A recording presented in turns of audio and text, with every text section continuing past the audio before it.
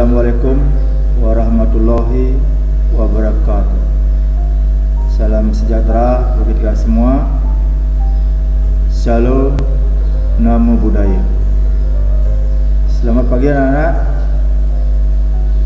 Kita ketemu dalam acara masa pengenalan siswa baru di hari yang kedua ya, bersama Bapak sekarang. Mudah-mudahan pada hari ini Bapak jumpai anak-anak dalam keadaan sehat walafiat, semangat.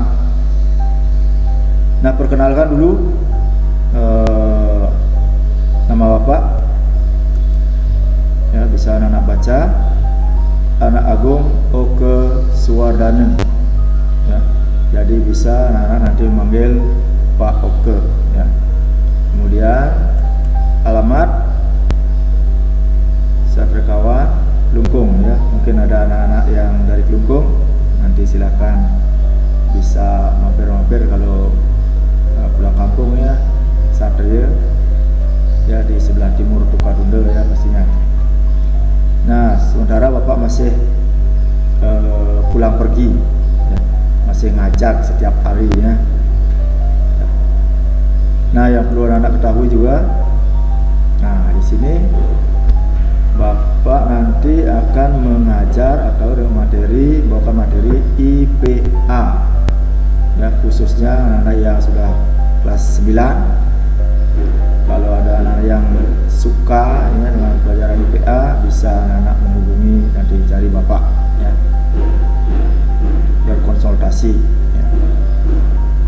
Nah, itulah perkenalan Bapak. Mungkin sambil jalan nanti mudah-mudahan kita bisa nanti anak-anak masuk tatap muka langsung ke sekolah ya, kita bisa bertegur sapa ya. Nah, kalaupun tidak, nanti misalnya ketemu di jalan, anak-anak silahkan nanti menyapa Bapak duluan ya. Nanti Pak pasti akan menyapa balik ya, karena Pak kan belum bisa mengenali anak-anak semua ya. Nah, itu perkenalan Pak dulu.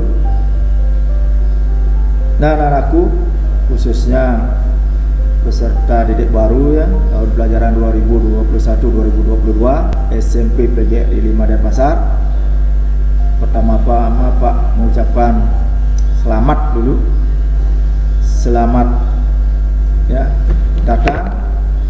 Selamat bergabung dengan keluarga besar SMP PGRI 5 Denpasar. Nah, anak-anakku, sebelum anak-anak mendaftar di sini di SMP PGRI 5, sudah barang tentu anak-anak pasti terlebih dahulu mencari atau mendaftar di sekolah negeri ya. Wajar saja ya, karena kita sebagai anak Indonesia, kita wajib ya, berhak untuk mendapatkan pelayanan dari pemerintah ya, kita miliki bersama.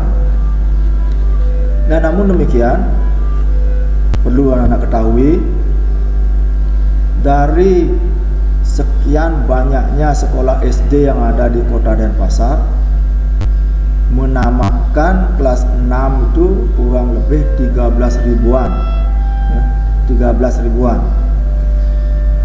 Nah, sedangkan yang bisa ditampung oleh SMP negeri sekota Denpasar itu hanya sekitar 4 ribuan. Jadi adalah lagi kira-kira 9 ribuan ya, anak-anak yang lulus SD tidak bisa direkrut diterima di sekolah negeri di Kota Denpasar.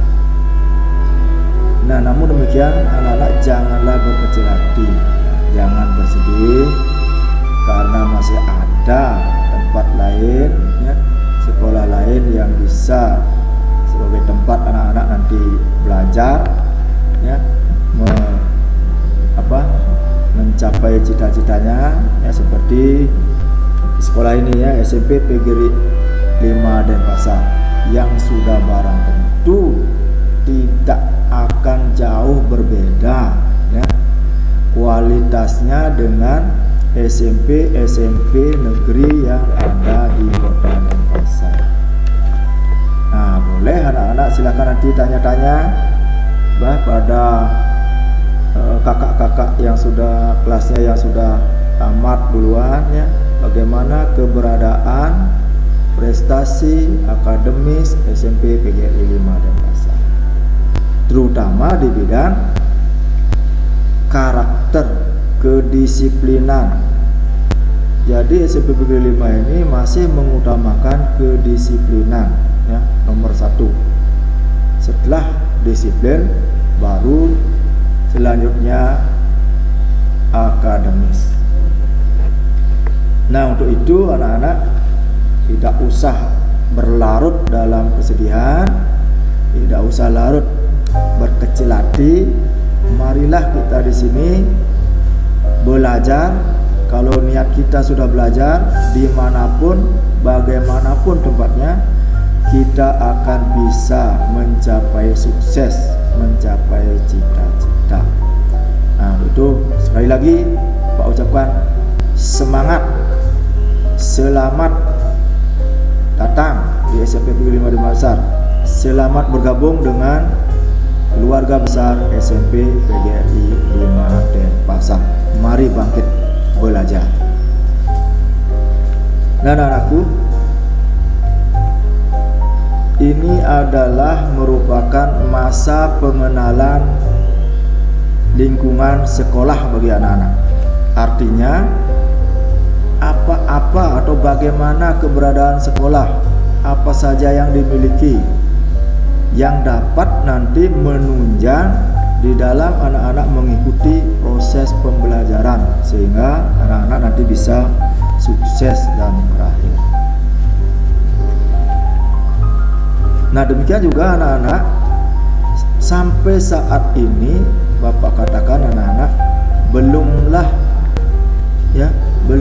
100% bergabung atau sebagai warga SMP PGRI 5 Denpasar. Kenapa begitu? Karena anak-anak melamar mendaftar di SMP PGRI 5 Denpasar pasti melalui beberapa tahapan ya. Ada tahapan pendaftaran administrasi, ada tahapan pendaftaran kembali. Di sana anak-anak mendapatkan pakaian lengkap.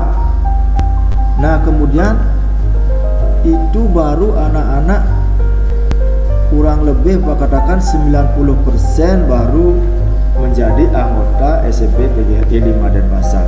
Jadi masih lagi 10% belum. Nah, inilah di masa pengenalan lingkungan sekolah MPLS ini anak-anak harus mendapatkan nilai supaya menjadi 100%. Jadi lagi 10%. Nah, karena itu marilah ikuti MPLS ini dengan baik, tertib, disiplin ya, untuk bisa anak-anak lolos lagi 10%. Mudah-mudahan bisa semuanya lolos ya, tidak lagi kalau tidak lolos bisa mengikuti kembali ya di tahun yang akan datang, supaya tidak begitu. Nah, karena itu masing-masing nanti narasumber atau instruktur pasti akan memantau anak-anak secara seksama, menilai apakah dengan nilai absensi, apakah dengan tugas-tugas nanti yang akan diberikan. Anak harus secara seksama terus mengikuti MPLS ini ya, supaya jangan nanti anak-anak mengulang lagi ya. Mari kita tetap semangat belajar. Nah, anak-anakku, khususnya siswa baru SMP PGRI 5 Denpasar, pada kali ini Bapak akan menyampaikan materi tentang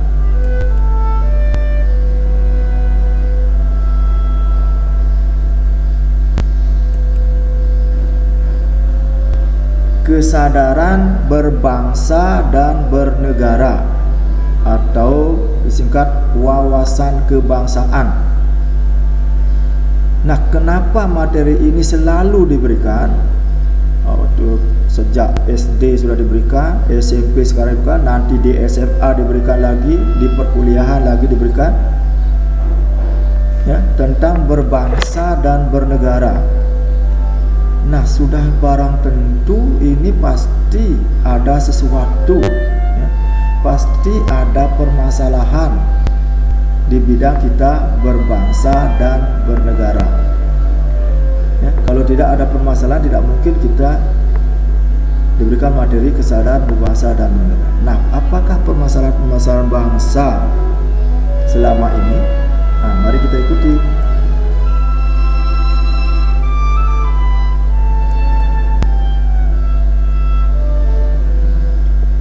Melemahnya pemahaman, penghayatan, dan pengamalan Pancasila. Nah, anak-anakku, Pancasila ini sudah disepakati, ya, sudah digali dengan susah payah para pejuang-pejuang, pahlawan-pahlawan kita untuk sarana persatuan, mempersatukan seluruh rakyat Indonesia di dalam berjuang untuk memperoleh kemerdekaan Indonesia. Nah, seiring perkembangan zaman, ternyata ada yang salah pemahaman, ya.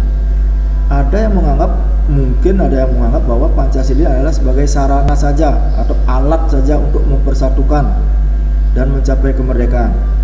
Kalau kita sudah merdeka, karena dia sebagai alat, maka dia boleh dibuang. Mungkin ada yang berpemahaman seperti itu. Nah, itu salah besar.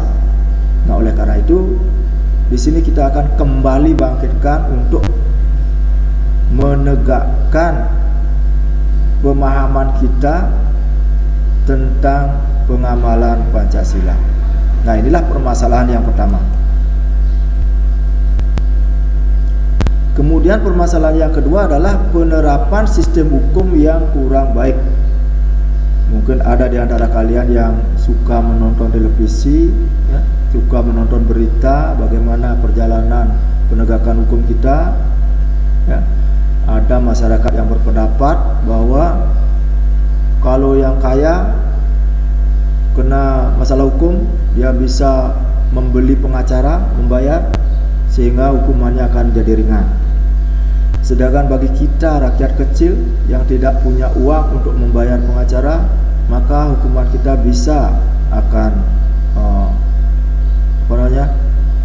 lama, ya, berat. Nah, itulah ada permasalahan seperti itu di negara kita. Nah, sehingga ini perlu juga diperbaiki. Masalah selanjutnya adalah rendahnya ketahanan masyarakat terhadap pengaruh negatif dari globalisasi. Nah, anak-anakku, tidak bisa kita pungkiri, kita tidak bisa hidup di Indonesia saja, di Bali saja. Kita ini sekarang sudah menjadi bagian dari masyarakat dunia, masyarakat global. Sudah barang tentu lingkungan kita nanti banyak yang akan ada masuk dari luar. Bisa yang berdampak positif, bisa yang berdampak negatif. Nah, yang dampak negatif inilah kita masih kurang daya tahan kita terhadap dampak pengaruh-pengaruh negatif masyarakat global. Nah, ini perlu kita lagi kukuhkan, ya, tegakkan.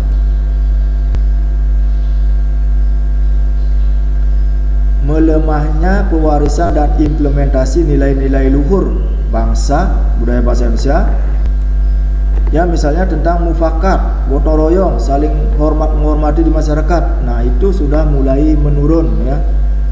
Musyawarah mufakat mulai menurun, gotong royong mulai menurun, saling menghormati juga melemah, ya.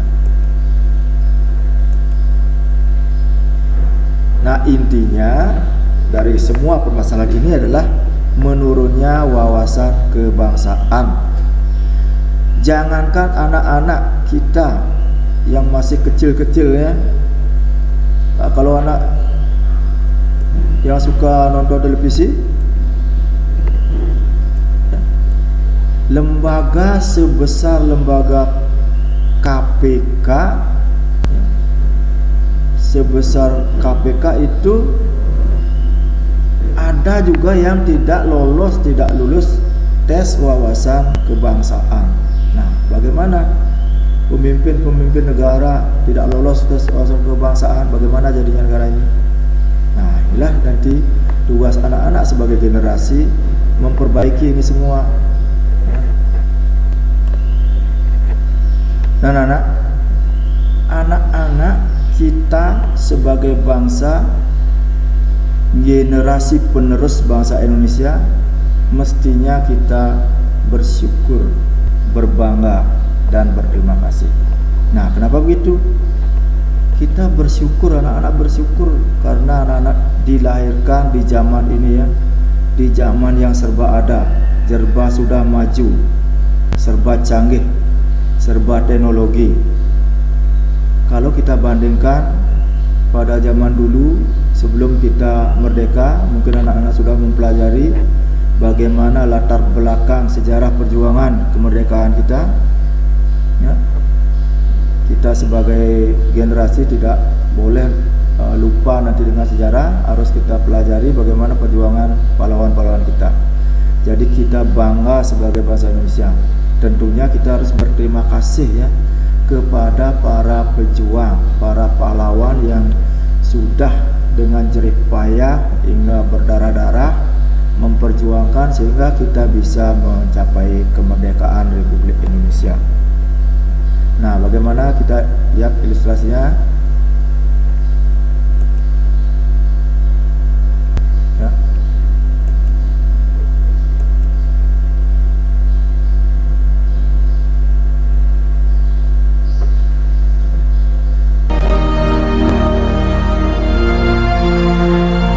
Proklamasi. Kami, bangsa Indonesia, dengan ini menyatakan kemerdekaan Indonesia. Hal-hal yang mengenai pemindahan kekuasaan dan lain-lain diselenggarakan dengan cara saksama dan dalam tempo yang sesingkat-singkatnya. Jakarta, 17 Agustus 1945, atas nama bangsa Indonesia, Soekarno Hatta. Nah, itulah bagaimana para pahlawan kita memperjuangkan ya, dengan jerih payah, dengan berdarah-darah hingga kita bisa mencapai kemerdekaan dan anak-anak nikmati di sekarang ini ya. Jadi anak-anak silakan nanti baca-baca ya bagaimana sejarah perjuangan kemerdekaan kita.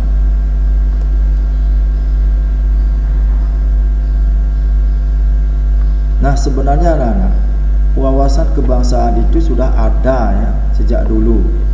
Sejak rakyat Indonesia itu berusaha berjuang ya untuk membebaskan diri dari penjajahan. Ya, sudah ada. Ya. Nah, sehingga nanti di dalam perkembangannya, di dalam perjuangan Indonesia itu muncullah kesadaran bahwa kita tidak mungkin akan bisa bebas dari penjajah ya. Kita tidak mungkin akan bisa merdeka kalau kita masih kedaerahan, kalau kita masih berpisah-pisah. Jadi kita haruslah, kekuatan kita harus penuh bersatu seluruh Indonesia. Nah, kita harus bersatu, itu barulah kita akan bisa mencapai kemerdekaan. Itu sudah disadari ya. Nah, dibuktikan dengan lahir Sumpah Pemuda pada tanggal 28 Oktober 1928. Ya, di sana sudah diikrarkan persatuan Indonesia, persatuan pemuda Indonesia, bahwa bertanah air satu kepada Indonesia, berbangsa satu bangsa Indonesia, dan berbahasa satu bahasa Indonesia.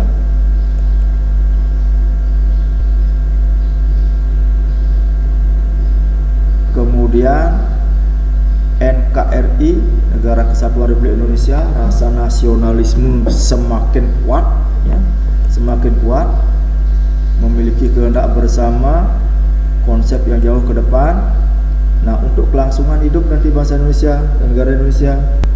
Nah, akhirnya diperolehlah hasil, ya, dicapai hasil puncaknya pada tanggal 17 Agustus 1945. Nah, jadi kita bisa memperoleh kemerdekaan.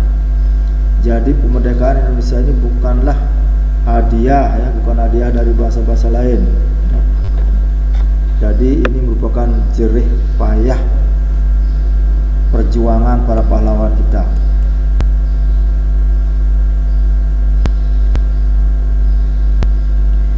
Nah, meskipun kita sudah bisa merdeka pada tanggal 17 Agustus 45, namun perjuangan bangsa Indonesia belumlah berakhir sampai di sana. Kenapa begitu? Karena kita negara baru merdeka, ya, kita belum siap. Apa yang harus kita lakukan? Apa yang harus kita isi? Apa yang harus kita perbuat untuk mengisi kemerdekaan Republik Indonesia ini? Makanya semuanya bingung, ya. Nah, sehingga lagi berdiskusi-diskusi, ya, sidang-sidang seluruh rakyat Indonesia, sehingga mencapailah kesepakatan, ya, dicantumkan dulu tujuan apa, sebenarnya tujuan bahasa Indonesia ke depan. Nah, dicantumkanlah tujuan cita-cita bahasa Indonesia itu di dalam pembukaan Undang-Undang Dasar 1945, ya. Yang pertama adalah melindungi segenap bangsa dan seluruh tumpah darah Indonesia. Ya, bagaimana cara melindungi seluruh rakyat Indonesia ini, baik dari penjajahan, dari rongrongan negara-negara lain, dari rongrongan ideologi yang lain. Ya, inilah cita-citanya pertama. Yang kedua, memajukan kesejahteraan umum. Nah, sebenarnya ini tujuan utama kita adalah untuk memajukan kesejahteraan umum. Jadi seluruh rakyat Indonesia supaya bisa maju, bisa sejahtera, ya, memperoleh keadilan dan kemakmuran. Mencerdaskan kehidupan bangsa. Bagaimana rakyat seluruh Indonesia hingga di pelosok-pelosok supaya bisa ikut cerdas, ikut mengenyam pendidikan, ya. Ini cita-citanya Indonesia. Kemudian yang terakhir, jadi kita sebagai masyarakat dunia global sepatutnya lah kita ikut melaksanakan ketertiban dunia, ya, supaya dunia ini bisa aman. Nah, ini sudah sering dibuktikan. Nah, bagaimana caranya mengatasi permasalahan-permasalahan yang ada, kondisi saat ini, ya, seperti yang tadi itu. Nah, oleh karena itulah kita perlu pemahaman, pemantapan nilai-nilai dan wawasan kebangsaan. Kita mantapkan lagi wawasan kebangsaan kita, ya. Nah, sebenarnya sangat mudah, cuma ada 4 konsensus, ya, 4 kesepakatan yang harus kita tegakkan, harus kita laksanakan untuk memantapkan wawasan kebangsaan kita. Nah, apa itu? Yang pertama adalah Pancasila, ya, dasar negara kita. Ini adalah mendasari sebagai pedoman dari apapun yang akan kita lakukan, ya, perilaku kita di masyarakat, di negara, di rumah. Kemudian yang kedua adalah Undang-Undang Negara Republik Indonesia 1945. Nah, ini adalah merupakan peraturan yang tertinggi. Ini sebagai pedoman nanti untuk membuat undang-undang yang lain, peraturan-peraturan yang lain. Yang ketiga adalah NKRI, Negara Kesatuan Republik Indonesia. Ini harus menjadi harga mati, ya, tidak boleh ditawar. Bhinneka Tunggal Ika, kita menyadari bahwa kita, bangsa Indonesia ini terdiri dari beribu-ribu pulau, beribu-ribu suku bangsa, banyak budaya, adat istiadat, agama, bahasa. Nah, tetapi kita tetap dengan satu tujuan, ya, tetap dengan satu tujuan, yaitu tujuan negara Republik Indonesia. Nah, kalau ini keempat pilar ini sudah bisa kita laksanakan, sudah kokoh di diri masing-masing, maka inilah yang mencerminkan nanti jati diri bangsa Indonesia. Bukan jati diri pribadi-pribadi, melainkan jati diri bangsa Indonesia yang akan bisa membangun ketahanan bangsa. Ya, kita akan tahan dan akhirnya memperkokoh NKRI. Nah, sekarang bagaimana kita, terutama anak-anak masih usia belajar di sekolah, bagaimana caranya supaya bisa menegakkan ini? Nah, yang paling gampang dilaksanakan itu adalah tentang Pancasila. Ini yang karena ini menjadi dasar dari seluruh perilaku kita sehari-hari. Bagaimana caranya anak-anak nanti menghayati, memahami dan mengamalkan sila-sila dari Pancasila ini. Nah, itulah yang perlu anak-anak laksanakan.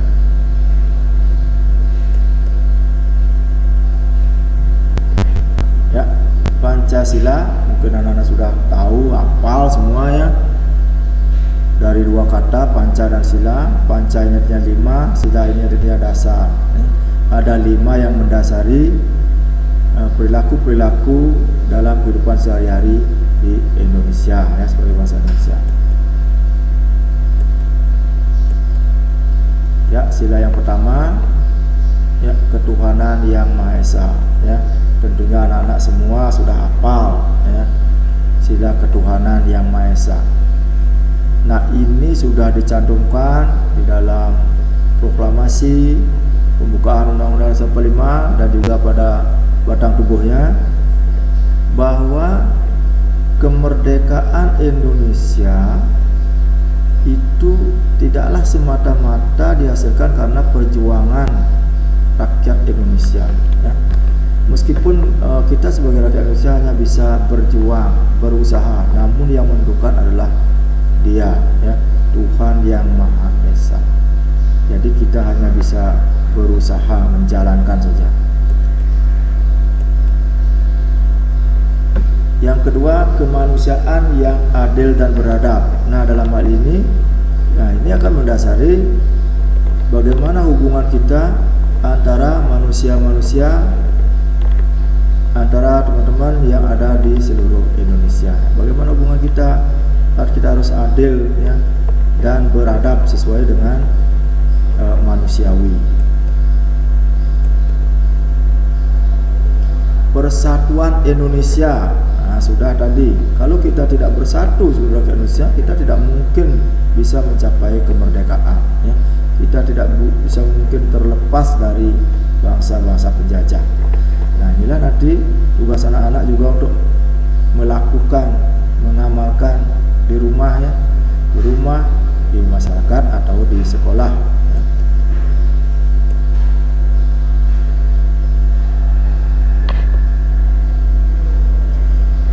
Yang keempat, kerakyatan yang dipimpin oleh hikmat kebijaksanaan dalam permusyawaratan perwakilan.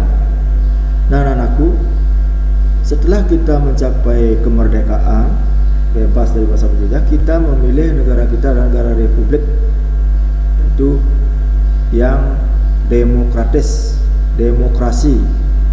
Nah, artinya kekuasaan berada di tangan rakyat. Jadi rakyatlah yang menentukan segala apa kebijakan-kebijakan negara, ya.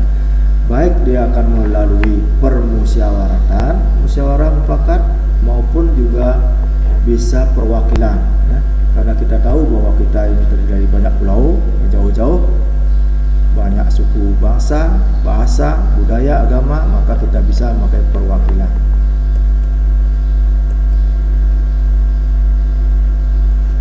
Yang kelima, inilah tujuan daripada bangsa Indonesia yang terakhir, yaitu keadilan sosial bagi seluruh rakyat Indonesia.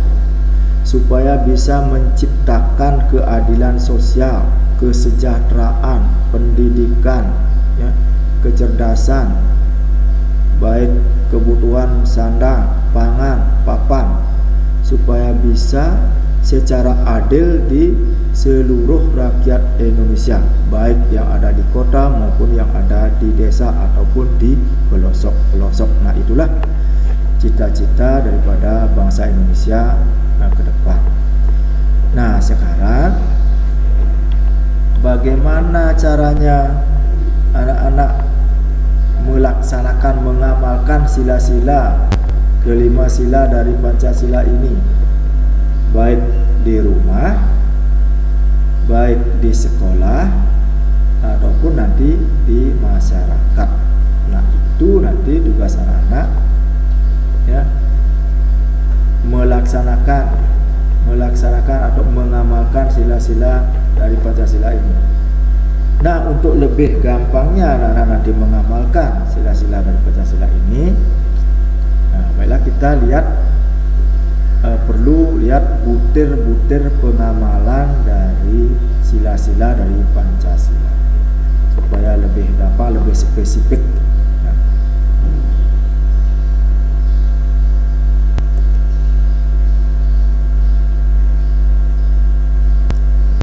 Sila ketuhanan ke-1, ketuhanan yang Maha Esa. Nah, inilah yang paling mutlak, ya.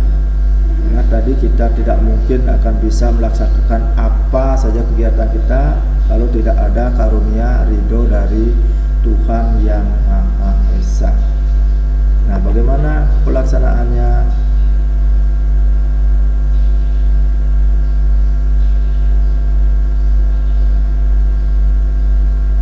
Ya, seperti tadi, bangsa Indonesia percaya sekali bahwa kemerdekaan, perjuangan pahlawan kita tidak mungkin akan bisa tercapai kalau tidak ada kehendak ridho atau karunia dari beliau, yaitu Tuhan yang Maha Esa. Jadi bangsa Indonesia percaya dan takwa terhadap Tuhan yang Maha Esa.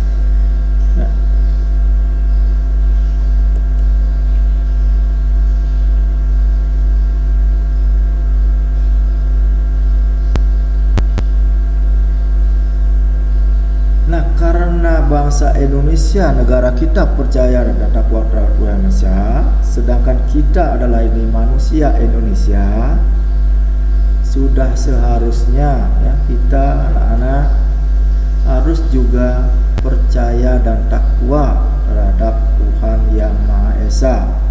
Nah, namun demikian, bagaimana caranya percaya? Itu sesuaikan dengan agama dan kepercayaannya masing-masing, ya. Misalnya kalau yang beragama Hindu kan sembahyang pura, yang agama Islam silakan sembahyang sholat masjid, Kristen di dan sebagainya, ya.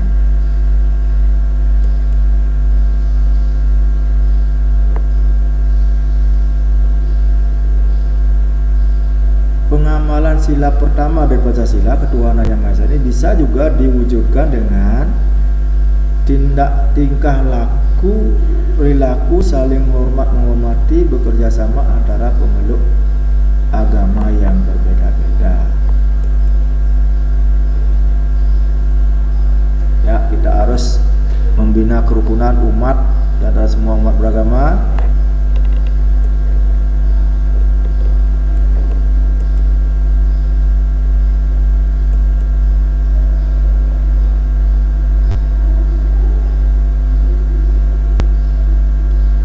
Agama dan kepercayaan terhadap Tuhan yang Maha Esa itu adalah masalah yang menyangkut hubungan pribadi antara manusia dengan Tuhannya.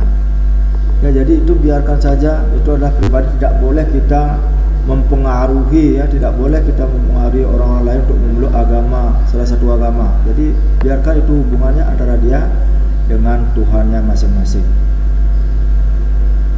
Nah, oleh karena itu kita bebas, ya, menjalankan ibadah sesuai dengan agama dan kepercayaan masing-masing.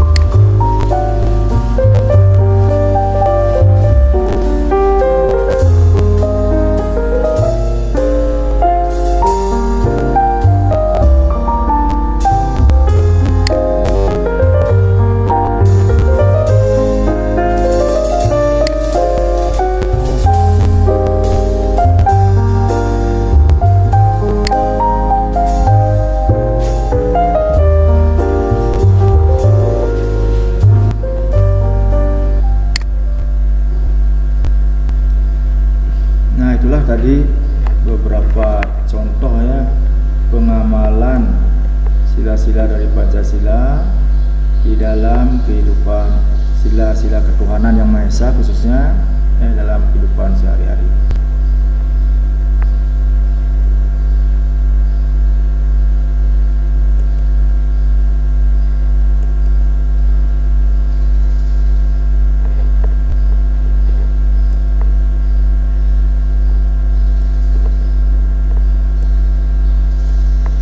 Nah, kemudian pengamalan sila kedua, kemanusiaan yang adil dan beradab. Yang pertama adalah mengakui dan memperlakukan manusia sesuai dengan harkat dan martabat sebagai makhluk Tuhan Yang Maha Esa. Jadi anak-anak kita ya, sebagai diciptakan ya, oleh Tuhan itu dalam keadaan yang sama ya. Nah, oleh karena itu kita tidak bolehlah membedakan antara sesama manusia ya. Apalagi kita membedakan derajat ya, derajat. Jadi tidak memandang suku, keturunan, apa agamanya, kepercayaan, jenis kelaminnya, kedudukan, warna kulit dan sebagainya. Jadi kita tidak boleh membeda-bedakan itu, karena kenyataannya kita diciptakan oleh Tuhan Yang Maha Esa itu adalah dalam keadaan yang sama ya. Mengembangkan sikap saling mencintai sesama manusia ya, kita harus selalu saling menghormati, saling mencintai ya, harus damai ya antara kita sama manusia ya, saling bertenggang rasa, depo seliro ya, dengan sesama ya. Ya, contoh pengamalan sila kedua dari Pancasila.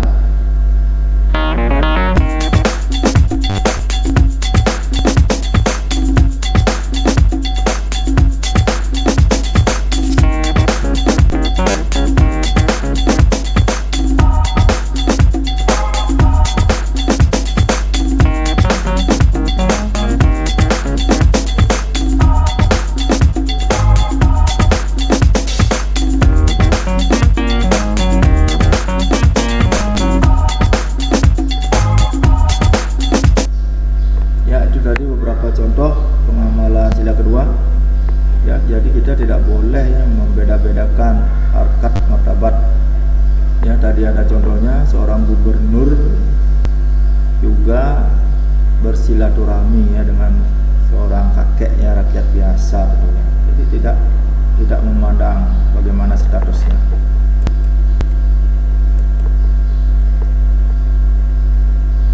Tidak semena-mena terhadap orang lain,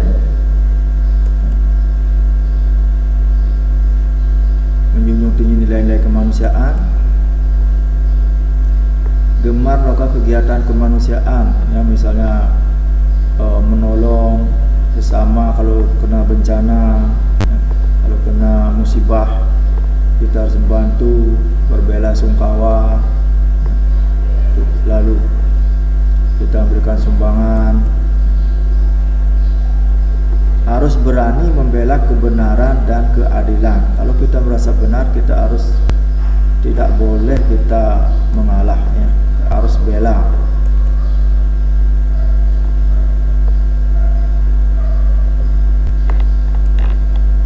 Bangsa Indonesia merasa dirinya sebagai bagian dari seluruh umat manusia di dunia tentunya. Jadi kita juga harus berempati kepada negara-negara lain. Nah, itu sudah sering kita lakukan. Kita memberikan sumbangan atau menyumbang tenaga kalau negara-negara lain kena musibah atau bencana.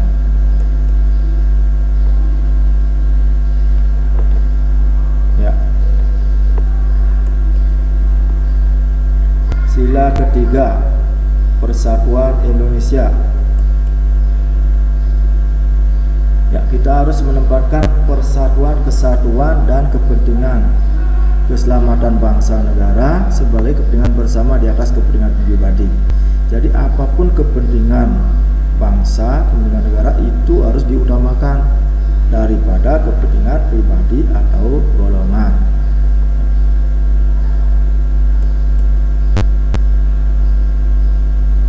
Ya, bila perlu kita harus rela berkorban untuk negara dan bangsa, itu apabila diperlukan. Selalu mengembangkan rasa cinta kepada tanah air dan bangsa.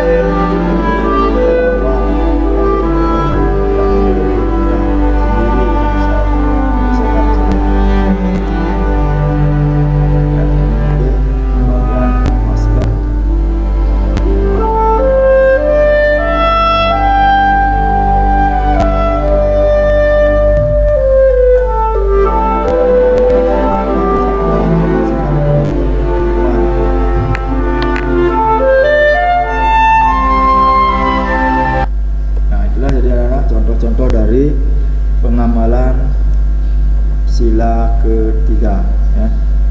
Jadi yang terpenting pada masa-masa ini, pada masa pandemi COVID-19, inilah kita perlukan persatuan. Tidak bisa pemerintah sendiri akan menanggulangi penularan COVID-19 ini. Jadi kita harus bersatu untuk melaksanakan protokol kesehatan, ya. Pertama, selalu mencuci tangan supaya bersih dengan air mengalir. Kedua, menjaga jarak. Yang ketiga, yang paling utama adalah selalu memakai masker, ya. Paling tidak anak-anak memakai masker. Kalau semua sudah bisa melaksanakan protokol kesehatan, ya niscaya penularan pandemi COVID ini akan bisa berakhir, ya. Jadi disinilah diperlukan persatuan bangsa Indonesia yang sungguh-sungguh.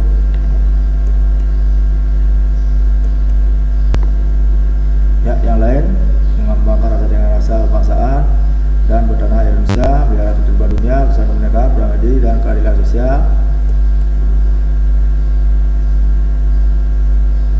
Ya, atas dasar Bhinneka Tunggal Ika, ya, kita berbeda-beda suku, adat, budaya, bahasa, agama, namun kita tetap satu, yaitu bangsa Indonesia.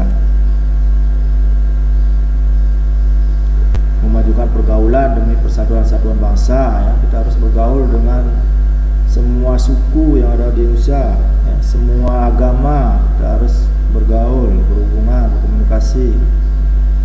Itu bentuk dari kita bersatu.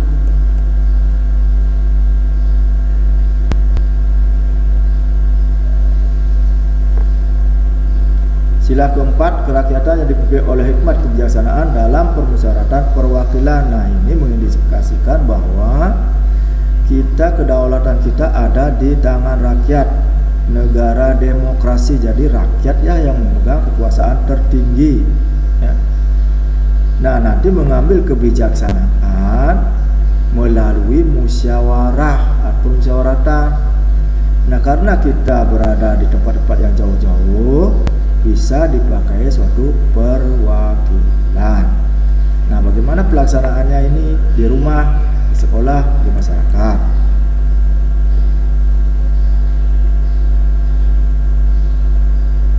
Nah, ini buktinya. Jadi kita memiliki hak yang sama, ya, kewajiban yang sama, memberikan pendapat.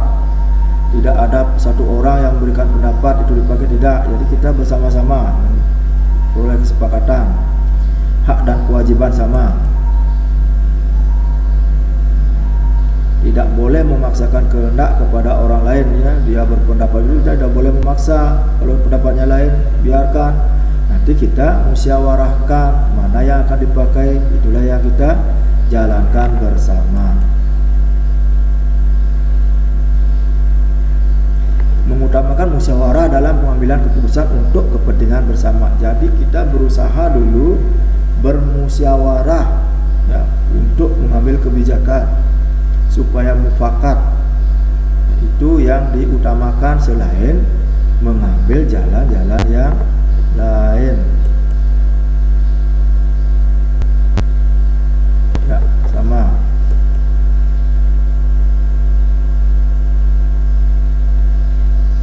Menghormati dan menjunjung tinggi setiap keputusan yang dihasilkan dari hasil musyawarah. Jadi kalau ada yang misalnya tidak memiliki pendapat yang diambil keputusannya, itu tidak boleh dia lalai. Dia juga harus melaksanakan apa yang sudah menjadi keputusan bersama. Jadi itu dilaksanakan oleh semua.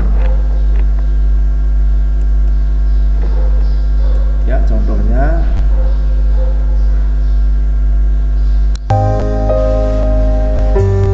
ya misalnya pemilihan apa, ketua STT, pemilihan Kelia, Banjar, ketua Karang Taruna, ya, pemilihan ketua kelas,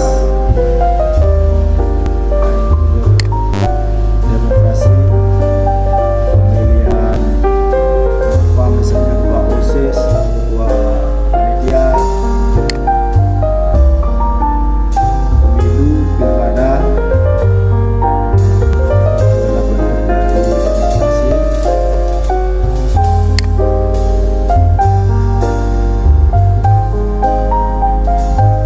Nah, ini adalah sidang MPR, sidang DPR ya. Nah, ini adalah bentuk dari pelaksanaan negara demokrasi. Letak ada di tangan rakyat.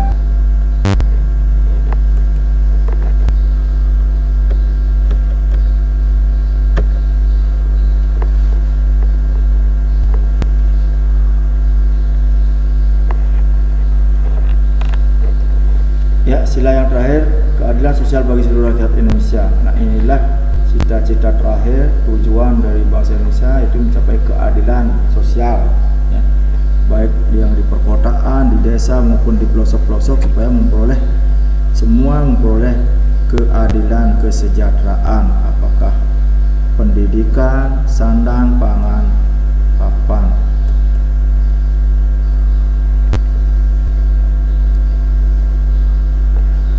Menguatkan perbuatan yang luhur, mencerminkan sikap dan sosial kekeluargaan dan gotong royong.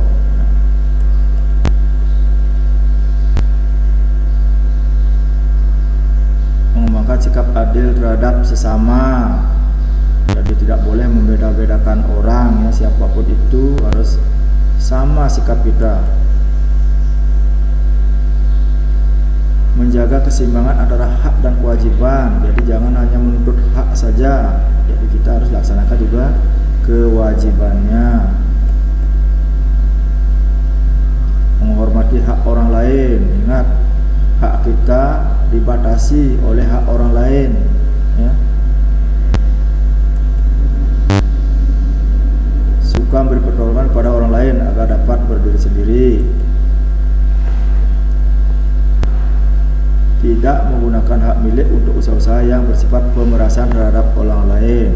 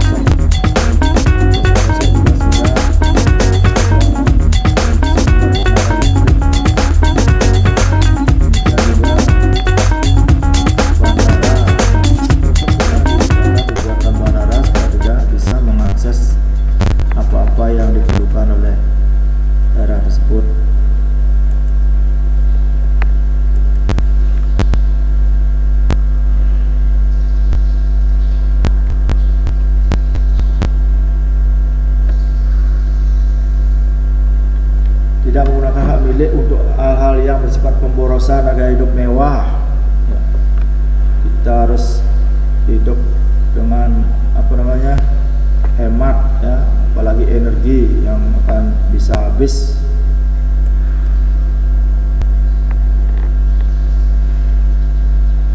Tidak boleh merugikan kepentingan umum.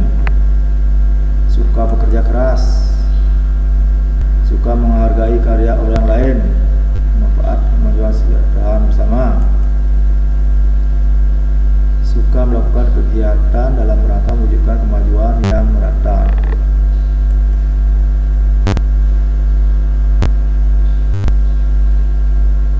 Ya, anak-anakku, mudah-mudahan anak-anak masih semangat ya mengikuti materi MPLS ini ya.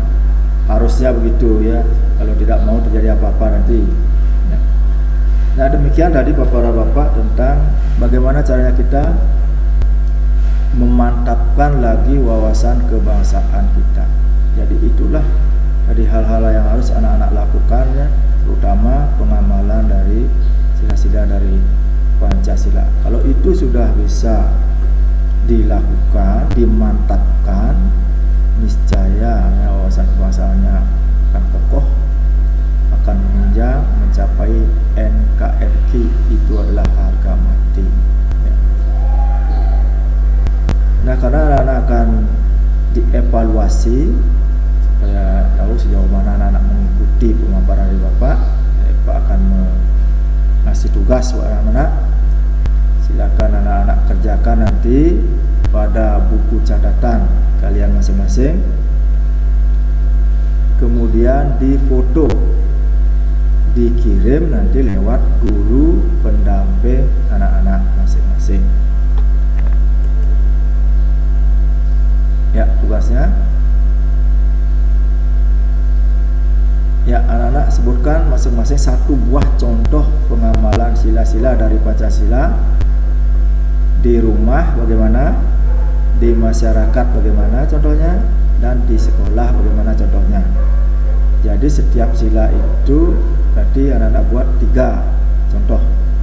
Karena ada 5 sila berarti anak-anak semuanya buat 15 ya, contoh.